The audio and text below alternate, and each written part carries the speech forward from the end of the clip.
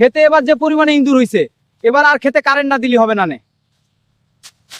হ্যাঁ হ্যাঁ, এবার জমিতে কারেন্ট দিয়ে দিচ্ছি। এবার ইন্দুর কিভাবে আমার আলু খায় দেখ পানি। যাই দেহি জমিতে যাইয়া সার দিয়ে আসি। আব্বা, কারেন্টের লাইনটা যাইয়া বন্ধ করে দিয়ে আয়।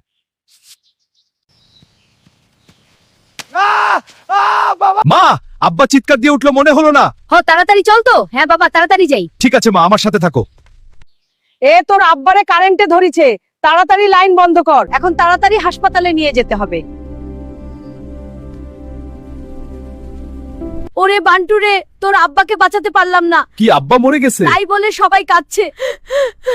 বন্ধুরা দেখো, আজ আমার অসাবধানতার জন্য আমার আব্বা মরে গেল।